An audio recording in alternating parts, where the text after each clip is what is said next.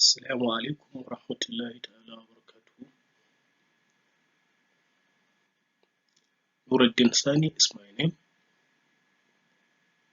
I'm one of the tutors on the EAT extension program powered by Exponential Computers, teaching biology. Today, I'm going to present a lecture for SS3 with 3, labeled as lesson 3. Under this lesson, we are going to discuss about liver, which is one of the vital organs in the body of an organism, and it is also one of the homeostatic organs that ensure regulation of fairly constant internal environment by monitoring physiological variables and regulate them within the set point value.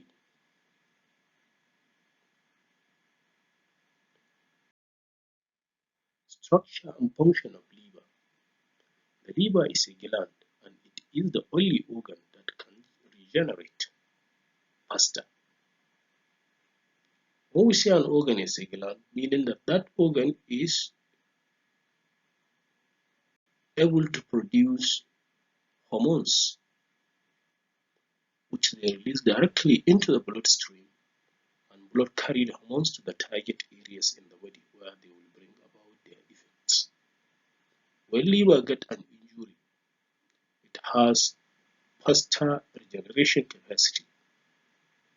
The skin is the only organ heavier and larger than the liver. This point is trying to tell us that liver is one of the second largest organ in the body, with the skin being the largest organ in the human body. Adult liver has an average weight of about 1.66 kilogram. The liver is reddish brown with a rubbery texture, and it is situated above and to the left of the stomach and below the lungs. The liver is roughly triangular and consists of two lobes, a larger right lobe and a smaller left lobe. The lobes are separated by the falciform ligaments and band of tissues that keeps it anchored to the diaphragm. A layer of fibrous tissue called Gleason's capsules cover the outside of the liver to offer some degree of protection. These capsules is further covered by peritoneum, a membrane that forms the lining of the abdominal cavity. This helps hold the liver in place and protects it from physical damage. Unlike most organs, the liver has two major sources of blood. One of such sources is the hepatic portal vein or portal vein that brings the nutrient-rich blood from the digestive system. This hepatic portal vein, it connects the digestive system, that means the small intestine, with the liver, and also the hepatic artery which carry oxygenated blood from the heart to the liver. Blood is removed from the liver through the hepatic vein. This is the diagram of the liver. This is the right lobe. This is the left lobe. This is the falciform ligament that separates the larger lobe from the smaller lobe. This is the gallbladder, a structure attached to the liver, which functions for the storage of bile produced by the liver. This is the bile duct, which empty bile into the duodenum for digestion of fat and oil. The pancreas is an accessory organ found just at the loop or below the liver. Function of the liver. Bile production. Liver is charged with the responsibility of production of bile, which is the raw material, which is the chemicals or materials that facilitates the digestion of fat and oil. It ensures emulsification of fat and oil when eaten, absorbing and metabolizing bilirubin. So liver, it absorbs and metabolizes bilirubin for its excretion. However, this bilirubin is obtained from metabolism of dead red blood cells by the liver. When red blood cells die in the body, the red blood cell will be taken to the liver. The liver break the hemoglobin content of the red blood cells. The hemoglobin content of the red blood cells is made up of two things, bilirubin and ferritin. So when liver break the dead hemoglobin, you have bilirubin and ferritin, and then the liver will utilize the bilirubin to produce bile, while the ferritin will be stored in the liver cells. When new red blood cells are produced, the liver will now release the ferritin of the dead ones to join the new red blood cells, which is rich in bilirubin, to form new hemoglobin. Supporting blood clots. Liver also support blood clots. When we get an injury, blood will start coming out from the damaged tissue. So with the help of two proteins produced by the liver, that is fibrinogen and prothrombin, these essential plasma proteins help the blood to thicken, thereby preventing its excessive loss. Fat metabolism. Liver metabolize fat when eaten with the help of the bile salt secreted. Metabolizing of carbohydrate. The liver metabolize carbohydrates. In the body of normal adult person, as we said previously, you require 90 mg per 100 centimeter cube glucose. Therefore, when we eat large amount of carbohydrate food substances after digestion, the carbohydrate food substances will be changed to end product which we call glucose. And this glucose can be generated in large amount beyond the set point value. The set point value for glucose in adult person is 90 mg per 100 centimeter cube. After a heavy meal of carbohydrate, we may have more than that, which we often refer to as hyperglycemia, too much glucose in the blood. Let's, for example, say that we have, let's say, 140 mg per 100 centimeter cube instead of the normal amount, 90 mg. So the excess here being 50. So the liver will extract the 50 with the help of the hormone called insulin secreted by the pancreas. The liver will convert the excess glucose to glycogen and stored. Sometimes we often have low content of glucose in the blood, which we often refer to as hypoglycemia. Let's say the level, instead of being at 90 mg per 100 centimeter cube, then it fell below that, let's say 60 milligram per 100 centimeter cube. So the shortage here is 30 milligram. So the liver will now convert the stored glycogen back to glucose under the influence of another pancreatic hormone called glucagon, thereby raising the level of the glucose to what the set point value. Vitamins and minerals storage. So liver store vitamin A, vitamin B, vitamin K, and the rest of other vitamins. And also store minerals in the form of iron, copper, arsenic, and the rest of them. Helps metabolize proteins. Liver metabolize proteins. As we learn with carbohydrates, when carbohydrate food substances are eaten, if it happens that the level of carbohydrate in the blood is so high, we realize that liver metabolize the excess and store the excess in the form of glycogen. That is not obtainable in protein. After digestion, protein will change to final product called amino acid.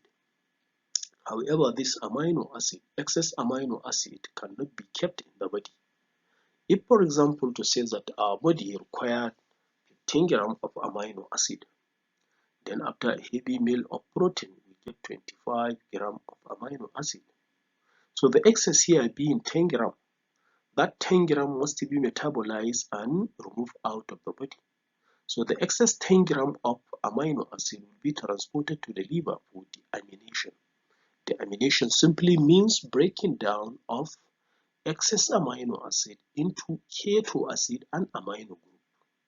The keto acid will quickly be converted to glucose and later to glycogen and stored by the liver cells, while the amino group represented by NH2 will react with one hydrogen ion in the liver to form NH3, which we call ammonia. The ammonia is poisonous to the cells of the liver, and the liver will quickly convert ammonia to urea, which is less poisonous than ammonia. The urea is then released into the bloodstream. The blood will now transport the urea to the kidney, entering the kidney through the renal artery. In the kidney, the liver is further metabolized. The urea is further metabolized to urine, which will be excreted from time to time.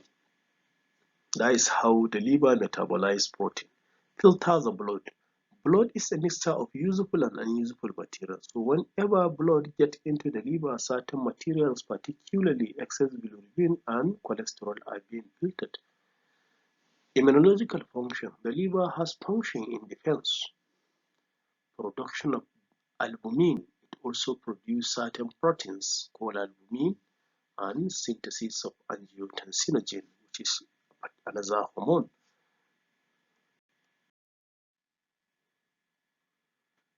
Liver diseases include fasciitis. This is caused by the parasitic invasion of parasitic worm known as liver block. So fasciitis is a liver disease caused by parasitic worm called liver block. These diseases make the liver unable to combat or unable to store or unable to carry out its major physiological functions. We also have cirrhosis of the liver. This is scar tissue replace liver cells in the process known as fibrosis. In cirrhosis, liver cells will be damaged, but during regeneration and replacement, they will be replaced by the useless fibrous tissue known as useless fibrous tissue in the process known as fibrosis. This useless fibrous tissue cannot undertake the function of the liver, thus rendering the liver functionless. It cannot perform its major functions: storage, combustion, production, and the rest of them. Hepatitis is the name given to the general infection of the liver, and viruses, toxins, or an autoimmune response can cause it. Hepatitis can be caused by a virus, viral hepatitis. It might also be caused by toxins taken like alcohol or autoimmune response. When we say autoimmune response, we call it oxidative stress. During metabolism, for example, during respiration, our body produces certain chemicals which we call free radicals. And these free radicals or oxidants, their main function is to attack and kill invaders or to kill microorganisms that can cause diseases in the body like bacteria and viruses.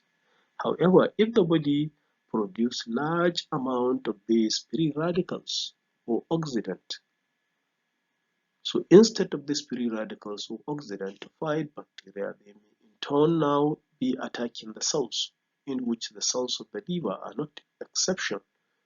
So when this free radicals or antioxidant attack the liver cells, it is what we call it is what we often refer to as autoimmune response that cause a liver disease. Primary sclerosing cholangitis, PSC. PSC is a serious inflammatory disease of the bile duct that result in their obstruction. So bile is produced by the liver, stored in the gallbladder, and transported through the bile duct. So a disease that affects the bile duct to make it obstructed in such a way that it cannot empty the bile into the duodenum is what we often refer to as primary sclerosing cholangitis. Fatty liver diseases. This is usually occur alongside with obesity or alcohol abuse.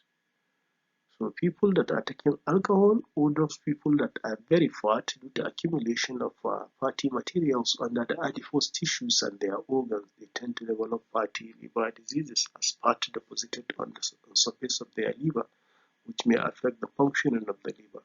Gilbert syndrome. This is a genetic disorder affecting 3 to 12% of the population.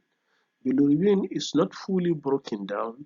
Mild jaundice can occur, but the disorder is harmless. So this type of disease is due to inability of the liver to completely metabolize bilirubin extracted from the metabolism of dead red blood cells, and this bilirubin will now be accumulated in the body. Some of it will now settle in the eye, making our eyes to appear yellowish. And more excess of this bilirubin will be packed and transported to the kidney, and it will join urine and squirt out of the body, making our urine to be yellowish. This type of urine is what we often refer to as urobilinogen, urine rich in bilirubin. Then cancer of the liver. So as we all know, cancer are cells that grow which affect the function of a particular organ. Signs and symptoms, stroke effect of liver diseases. Skin and eyes that appear yellowish, jaundice due to accumulation of bilirubin. Abdominal pain and swelling. The abdomen of the sufferer or person will continue to pain the person or the affected person, and there will be swelling in some areas of the body. Swelling in the legs and ankles. Itchy skin, dark urine color, pale stool color, or bloody or tar-colored stool.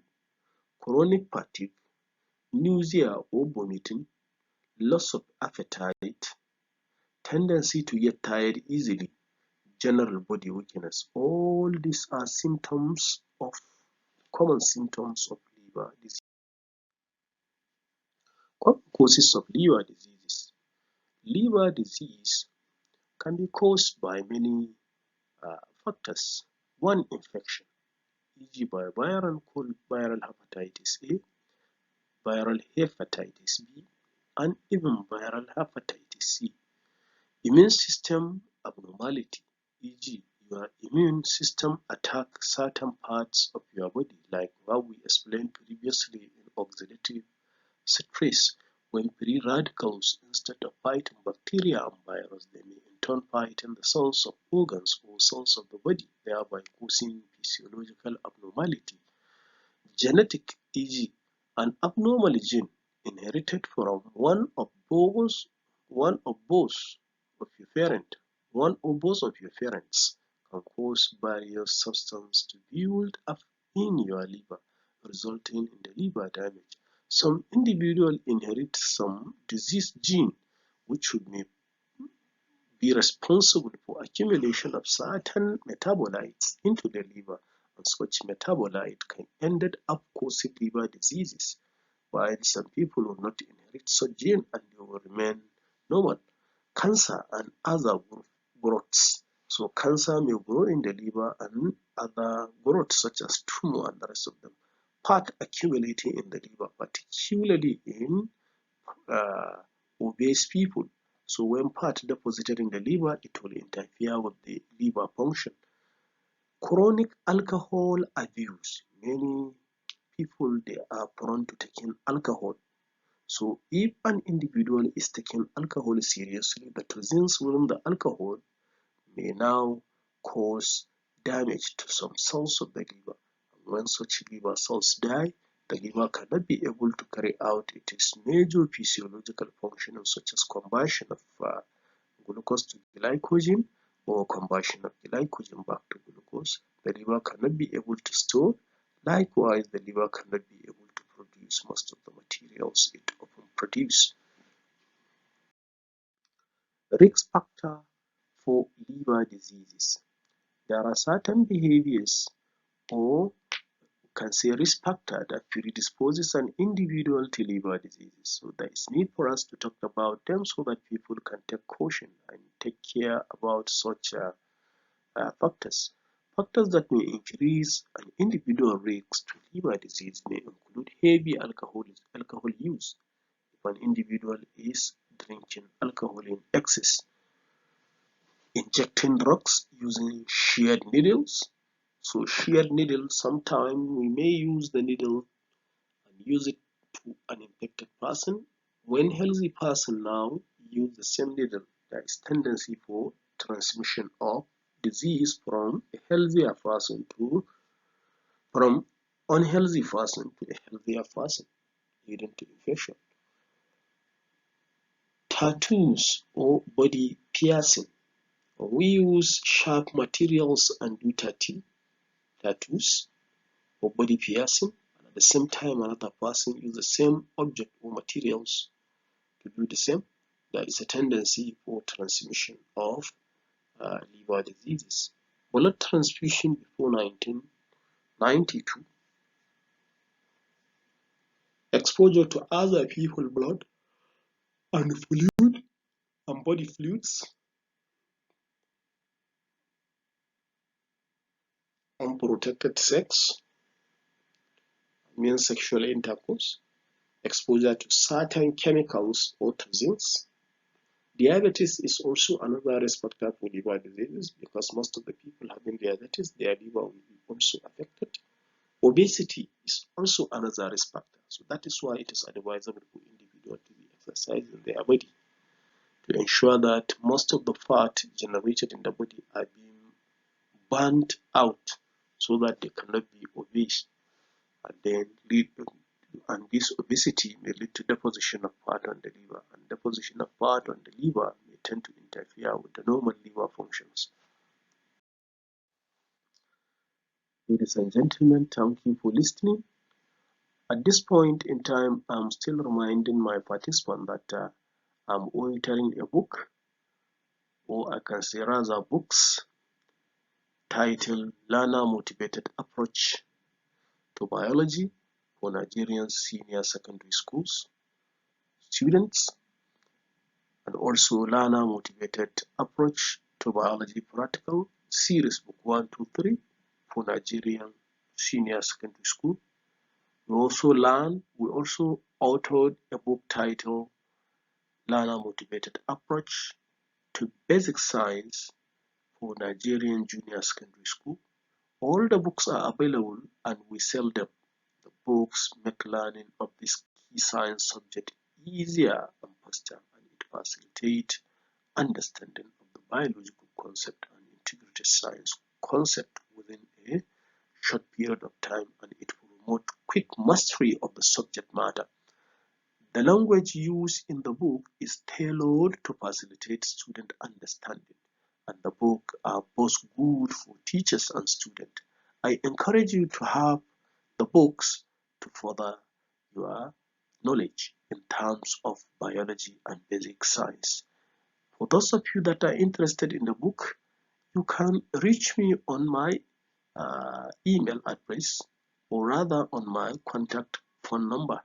My email address remains anurpat2009@gmail.com, or you can contact me through my phone number 081 07 62 7949. Thank you for listening and goodbye.